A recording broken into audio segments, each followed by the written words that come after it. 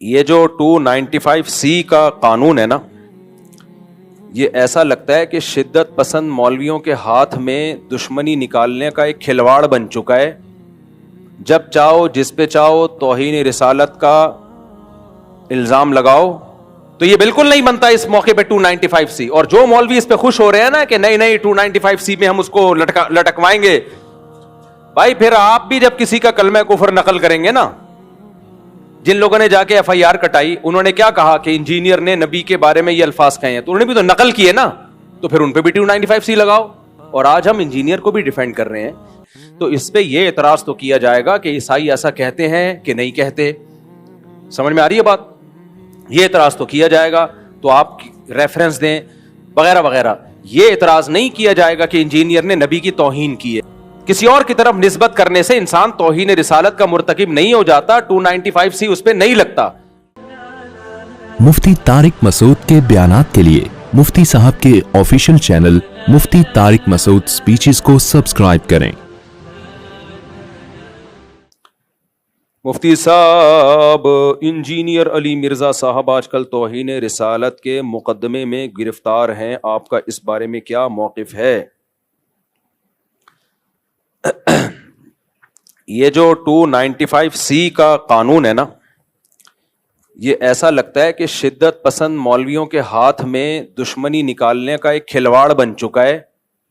جب چاہو جس پہ چاہو توہین رسالت کا الزام لگاؤ اور عمر قید کی سزا کے لیے پھر جج پہ تھانے پہ دباؤ ڈالو.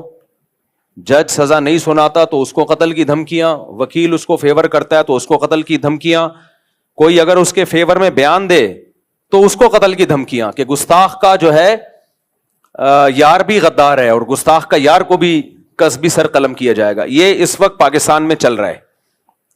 مجھے ایسا لگتا ہے کہ اس قانون کی وجہ سے نا ایک دن کوئی بھی مولوی باہر نہیں ہوگا، سب ایک دوسرے پہ الزام لگا کے سب ایک دوسرے کو اندر کر چکے ہوں گے. جو حقیقی گستاخ ہیں وہ لائف کو انجوائے کر رہے ہوں گے، اور سارے مولوی ایک دوسرے پہ الزام لگا کے، سارے مولوی نہ کہیں مذہبی اسکالر، سارے مذہبی اسکالر کہاں ہوں گے؟ اندر. بریلویوں کو دیوبندیوں سے چڑھا ہے تو انہوں نے دیوبندیوں کی گستاخانہ عبارتیں نکالی ہوئی ہیں کہ یہ دیوبندی اشرف علی رسول اللہ کلمہ پڑھایا، یہ گستاخ، یہ دیوبندیوں کے پیچھے نماز نہیں ہوتی، یہ سارے گستاخ رسول ہیں.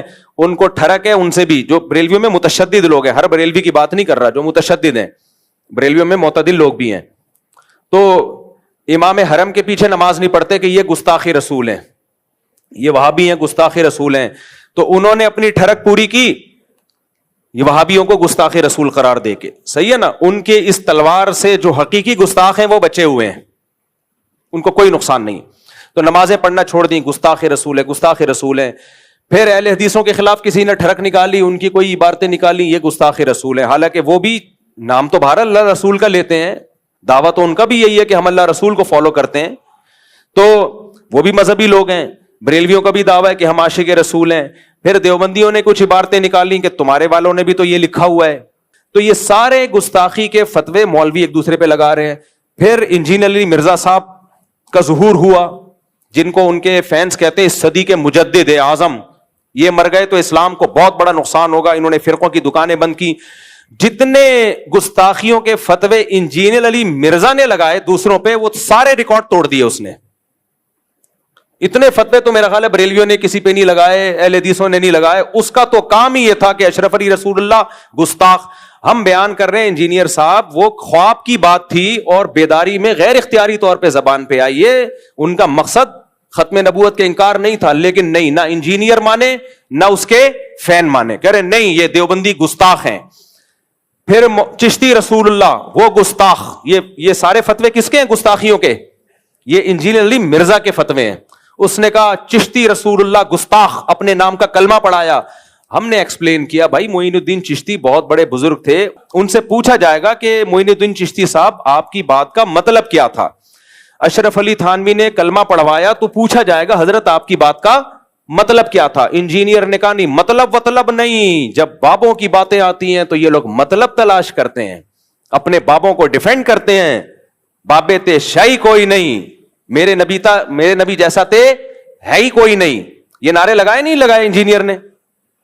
معین الدین چشتی رحمت اللہ علیہ کی بات آئی، بھائی وہ بڑے اللہ والے بزرگ تھے، لاکھوں لوگ ان سے اسلام فائدہ اٹھایا.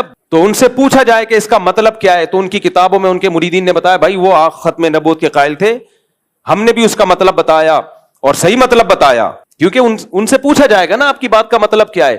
انجینئر کے جو فینز ہیں, اسٹوڈنٹس ہیں, انہوں نے کہا نہیں بابوں کا دفاع مت کرو, کسی بات کا کوئی مطلب نہیں ہوتا, جو لکھا ہے وہی مطلب ہے. تو آج اپنے جال میں صیاد آ گیا, خود پھنس گیا ہے.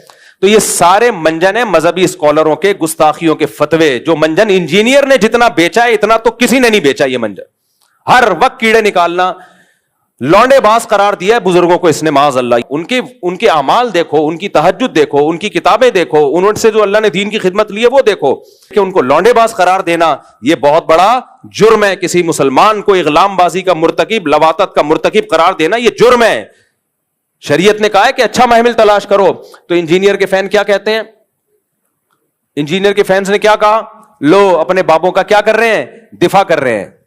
بھائی شریعت کا حکم ہے, کسی مسلمان کے عمل کی کوئی بات اگر وہ کرتا ہے اس کی بات کے 100 مطلب نکلتے ہیں, 99 غلط اور 1 صحیح, تو ہمیں کون سا مطلب نکالنا ہے, صحیح والا. یہ بابوں کا حکم نہیں ہے, یہ کس کا حکم ہے, اسلام کا حکم ہے. تو آج وہی بابا اپنے ہی ان فتووں کا خود ہی پھنس گیا ہے. ہم تو آج بھی انجینئر کو ڈیفینڈ کر رہے ہیں کہ انجینئر نے اگر عیسائیوں کے بارے میں یہ کہہ دیا, یہ میں ذرا پی لوں, کیا خیال ہے, مزہ نہ آئے پیسے واپس. یہ شہد بھی بلوچستان کے پہاڑوں کا خالص شہد ہے, دکان سے خریدا ہوا شہد نہیں ہے. ایک بات سمجھ میں آ رہی بات, بلوچستان کے پہاڑوں کا خالص چھوٹی مکھی کا. اور اس میں جو لیمن ڈلا ہے وہ میرے اپنے درخت کا لیمن ہے. آج جمعے کی نماز سے پہلے میں درخت سے لیمن توڑ رہا تھا, خالص آرگینک, کوئی یوریا نہیں ہے. مزہ نہ آئے تو پھر پیسے واپس ہوں گے کہ نہیں ہوں گے. مجھے پتا ہے آپ لوگ کو تکلیف ہو رہی ہے, اور یہ 1 گھنٹہ کم از کم لیمن اس پانی کے اندر پڑا رہا ہے, اس سے اس کی کڑواہٹ آئی ہے. لیمن کے چھلکے میں بہت سارے خزانے دفن ہیں, سمجھ رہے ہو.